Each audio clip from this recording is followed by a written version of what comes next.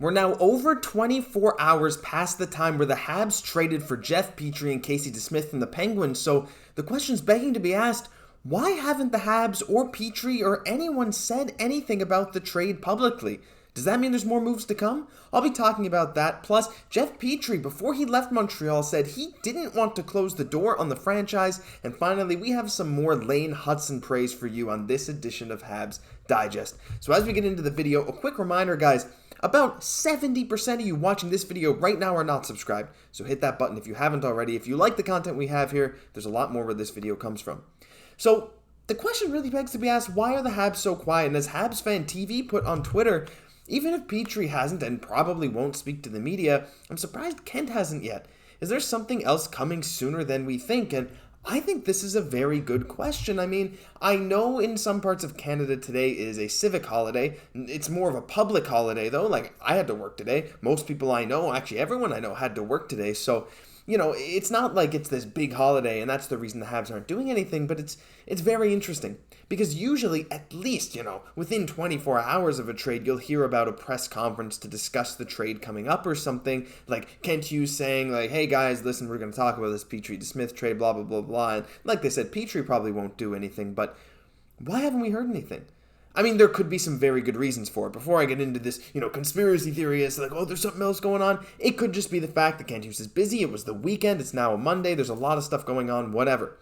However, I think it's a lot more fun to speculate on, you know, maybe a more fun reason. Like, guess what? Petry might be going somewhere else. I don't know, right? Maybe it's not happening, but at the same time, we do usually see a press conference by now. So I'm inclined to believe that the reason they haven't introduced Petry or reintroduced him back to the team, said anything about Casey DeSmith, any of that, is because there are more trades in the woodworks.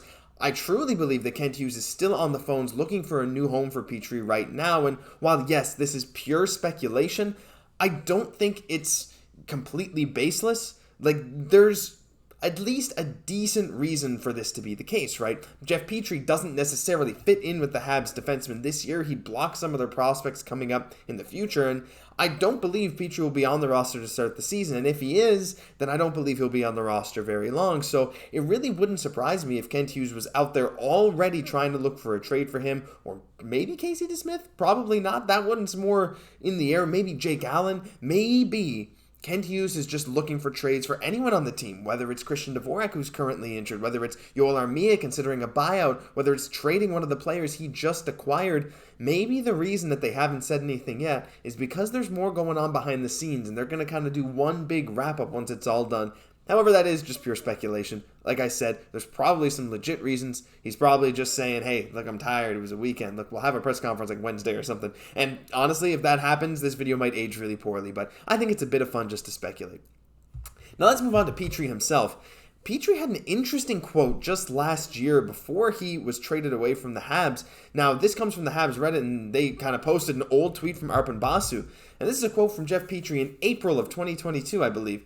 Or maybe it was March, I can't remember. I don't want to close the door on this organization or this team, says Jeff Petry. Says he needs to discuss it with his family and reflect, but he's very open to coming back to Montreal. He would not, however, definitively say if he would ask Kent Hughes not to trade him. Now, we kind of heard that Jeff Petry sort of did ask for a trade, and there was a lot more stuff that came out after that kind of indicating, yeah, he wanted to go somewhere else. But again, guys, remember, he had a modified no-trade clause when he signed with the Penguins, and that no-trade clause did not include the Montreal Canadiens. It was a 15-team no-trade clause. Now, his family is closer to the East Coast, I believe, so maybe he didn't want to move out west. Maybe it was just the whole Western Conference, minus, Seattle, I guess, whenever he did. I'm not sure. But he had 15 teams he didn't want to go to, and Montreal wasn't one of them. Now, at the same time, he could have sort of had a 16-team no-trade clause, just assuming Montreal wouldn't trade back for him after his sort of unceremonious exit, where, you know, there were some rumors that he didn't quite get along with some of the players on the team, didn't quite get along with management, but by all accounts, he was moved to the place where, you know, Kent Hughes, Jeff Gorton, and Jeff Petry thought was the best for Jeff and his family, but now he's back in Montreal, and this quote kind of is nice to go back and look at, because he did give his all, most of his all to the organization, except for a part in that last season, but, you know, I don't think Jeff Petry is upset to be in Montreal. If Kent Hughes doesn't find a way to send him out again before we get later on in the season. But let's just pretend that Jeff Petry does stay in Montreal. Let's just say that he doesn't get traded, and this quote rings very true, and he's like, hey, I did want to go back to Montreal. I really did. I think it'd be cool. Well, let's look at what the defense lines would project to be. Now, this is a little interesting, right? So this projects Mike Matheson, David Savard as the top pairing, Cayden, Guhle, Jeff Petry as the second pairing, Jordan Harris and Jonathan Kovacevic as the third, and this was just taken straight from Daily Faceoff, which is where I usually find my projected lines.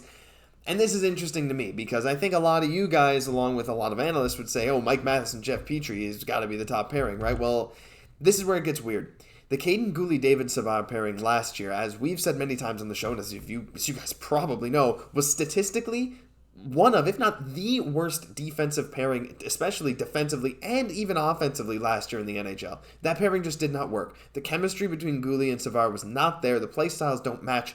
Cayden Guhle with Jeff Petry, however, really could be very interesting to watch. And Mike Matheson, David Savard, we did see a lot of that last season, and they actually do pair up very well, where Matheson's more of a dynamic, fast, offensive defenseman who still has a big body. David Savard is a shot-blocking, kind of more defensive guy who has a couple of offensive moves in his arsenal, so they really pair up really well with each other. And Petry and Guhle, I think, would do a very similar thing, whereas Guhle is kind of a do-it-all general defenseman.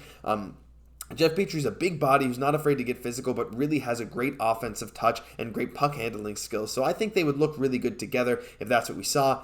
As for the third pairing, I mean, this is not a Habs defense projection video, but Kovacevic and Harris, I truly think Harris deserves a spot on the team. But if you look at that, you don't see Justin Barron, and you don't see Arber Xhekaj, and you obviously still have Chris Weidman too. So it really is blocking some of your young guys, and I know a lot of you want to see Arber Xhekaj, and the Habs, as do I. I do think Jordan Harris is the better player right now, but Xhekaj gives an X factor and a physicality that's not necessarily present right now. And Justin Barron, I think he has the offensive potential to be a very solid defenseman, but he's going to really need the minutes to prove it. So Jeff Petry does kind of block some people in, but regardless, the idea of Petry paired up with Cayden Guhle is really enticing. And the final thing in the video today, just a quick hitter at the very end, Lane Hutson gets even more praise. I mean, I feel like we talk too much about Lane Hutson at this point because there's just everyone is talking good about him. But there was an article in Daily Faceoff, and they talked about Lane Hutson, defenseman for Team USA at the World Junior Summer Showcase. Quote, magic seemed to happen when Hutson was able to slow the pace down. And that's interesting because when he slows the pace down is when he saw the magic happen, even though Hutson's known as kind of a fast-paced offensive defenseman. He sat out the third day of action but scored a highlight reel goal against Sweden and another nice goal from the point in the second game against Sweden. Think about what you saw from Hutson a year ago. None of that's changed. Yet somehow he looked even more confident. Hutson controls the pace of play with the puck and deserves the praise he gets. So the cool thing that I wanted to take out of this is, again, when Hutson slows the play down so he can facilitate everything, that's when he's arguably at his best. And that, to me, is something that shows that a guy really has NHL potential. He almost has that it factor, right?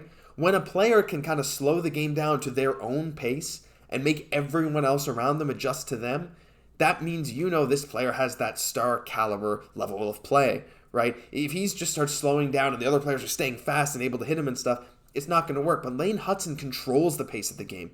That control of the game is not something that comes easy to any prospect in any sport, no matter what. It's almost an innate thing that you can't describe. You see players who have it, who demand the attention, that gravity. And Lane Hutson sure seems to have it. So it's really cool to see this reinforced with some analysts watching his play. Not just Habs fans, not just Habs analysts. The analysts of the tournament as a whole, just everyone saying, holy crap, this Lane Hutson guy is for real. So really cool tidbit I thought I'd share with you guys. But that'll do it for this news edition of Habs Digest. If you enjoyed, leave a like, comment, subscribe to the channel. You guys have been supporting like crazy over the last couple days. We really appreciate it. Help us hit 7,000 subs. Oh boy, that would be an awesome milestone to hit. I'm Josh Gosse. We'll catch you in the next one.